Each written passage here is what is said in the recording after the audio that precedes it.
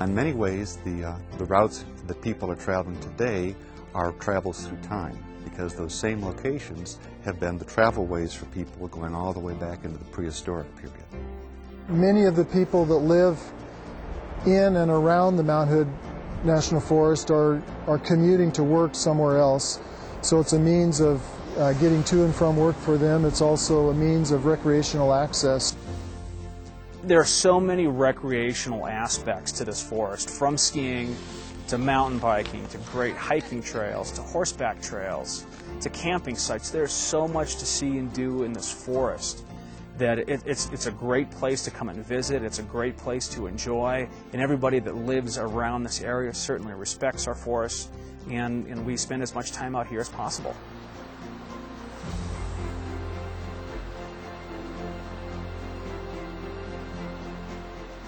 What the whole idea is to try to create a seamless transportation network that the traveling public doesn't realize they're going from a state road to a forest road to a town road and back to a forest road, and it makes it quite unique. There's an area up the mountain where there's a path through old-growth forest. You have to walk it to understand the feeling you get when you go through there. We really enjoy our relationship with the Forest Service because not only are we trying to help maintain the trails, they help educate us in some of the cultural aspects of these sites. Without the forest and the cooperation that we have with the forest, there would be no tourism industry. It is the most important part of our industry.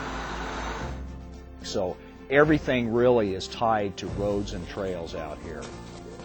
People aren't going to care about their forest if they can't have access to it. So some type of road infrastructure is still going to be important in the future.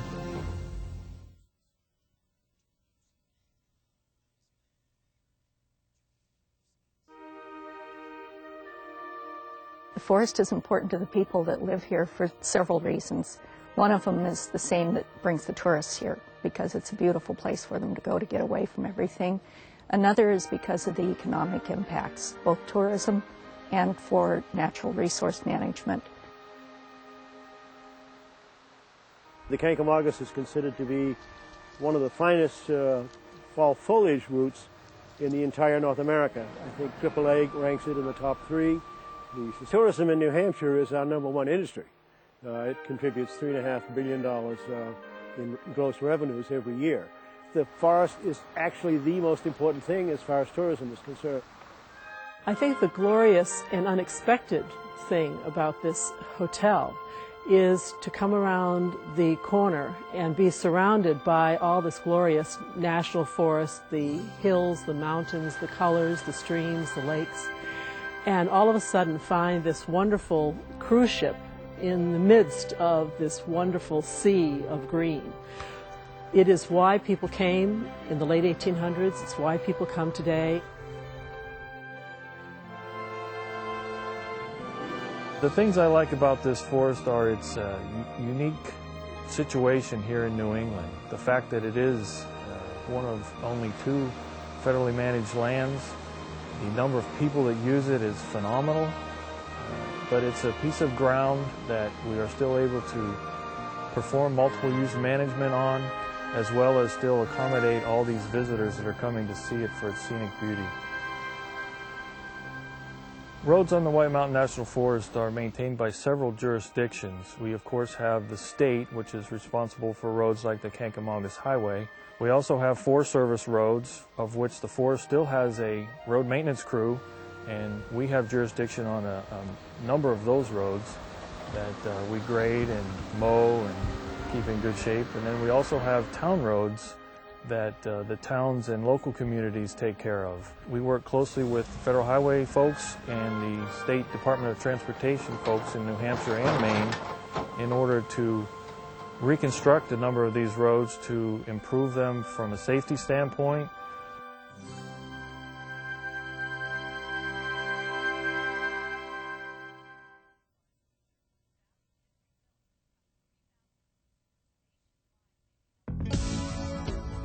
This is a beautiful forest, and it's very diverse. You can ski in the wintertime, you can ski in the summertime here. on Mount Hood. You can climb Mount Hood, you can kayak, you can raft, you can fish, hunt. Driving for scenic pleasure is a very, very popular activity on this forest. It has the Barlow Road, which is the overland route of the Oregon Trail. It's also very tourism oriented, so it's very important to the local economies.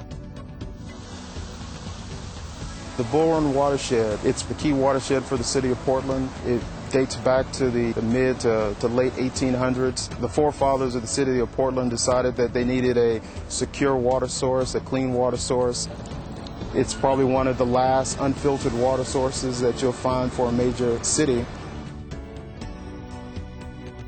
The thing that makes it the most unique is it's an urban forest. People move to Portland because of the natural scenery, and the Mount Hood National Forest is a big part of the reason people move here.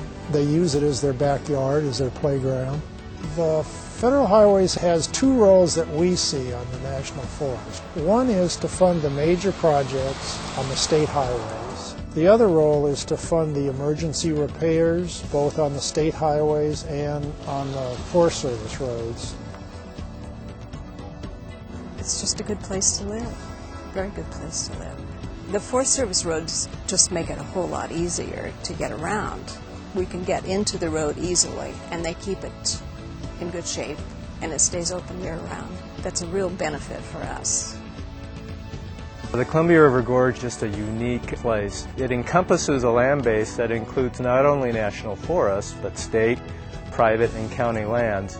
And it's administered uniquely as well. It's administered through a partnership with the Gorge Commission. It just blends in so well with the environment.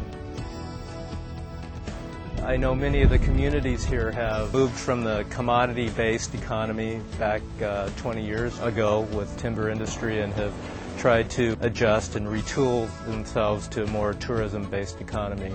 Recreation is a big thing in the gorge, and tourism is a big thing in the gorge.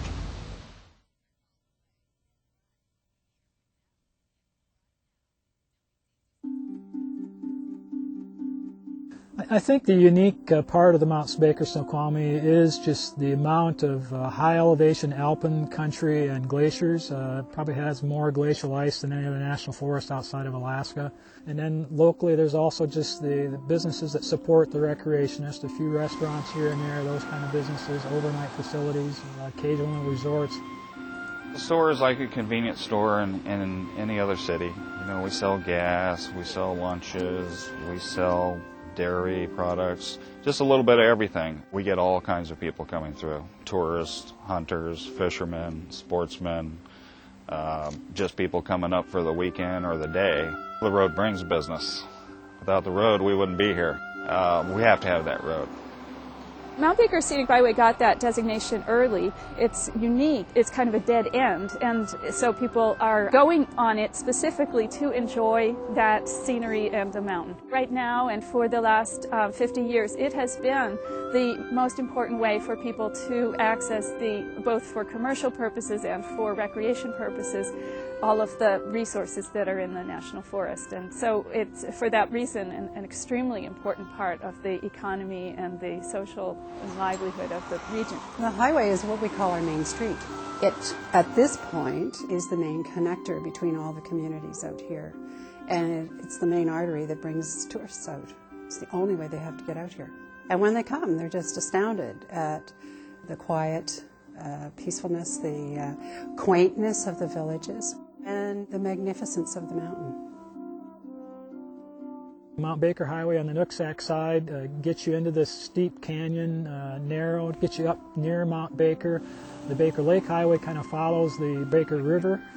It's had hydroelectric projects on it for a long time, but it's popular for both the lake use as well as the campgrounds.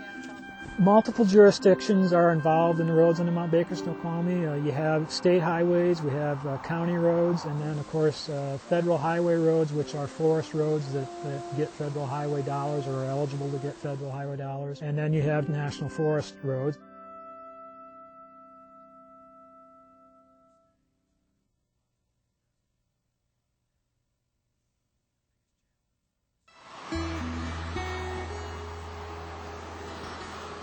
Well, the Coconino National Forest comprises almost 2 million acres located in north central Arizona. It's one of the best forests in the country, of course, because of the environmental diversity that we have. What's also really important about the area is that we have a rich tribal history with Indian cultures and groups that are still occupying the area today. The area here at Hananki is a good example of the Southern Sonawa culture that occupied this area, and a lot of people come out here to see these beautiful red rocks, these cliff dwellings, rock art, both pictographs and petroglyphs, and to just get out.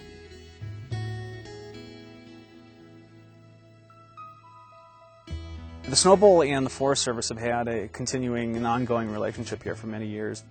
This certain Forest Service road is vital to, of course, the ski area's operation, and it's the only access up to the ski area. And through the partnership in the late 80s, we actually paid for the paving of the road. So it is a vital artery here to the ski area. And where else in the world can you ski with the Grand Canyon in the background? Grand Canyon is only 70 miles away, and for most parts of the slopes, you can see the north rim of the Grand Canyon. Our outfitter guide community helps us in many ways. They help us maintain trails, maintain roads. They provide in the Sedona area approximately $20 million a year in gross income, and they certainly help the National Forest System complete our goals of caring for the land and serving the people.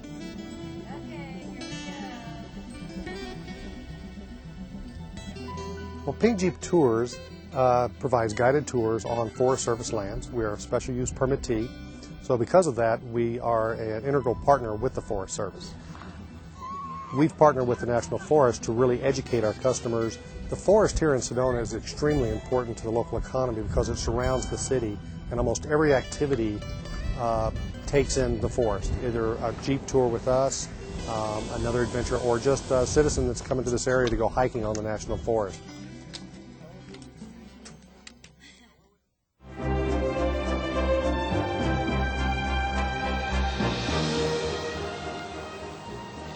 Well, the future of the road system is very interesting. On one hand, with the growth of recreational activities on the forest that are dependent upon the roads, we also see a movement of many people thinking that there are too many roads on the forest. So we're caught in the dilemma of providing access to areas through roads, yet at the same time removing roads to return the areas back to a more forested, quiet kind of environment to better appreciate the area's unique characteristics.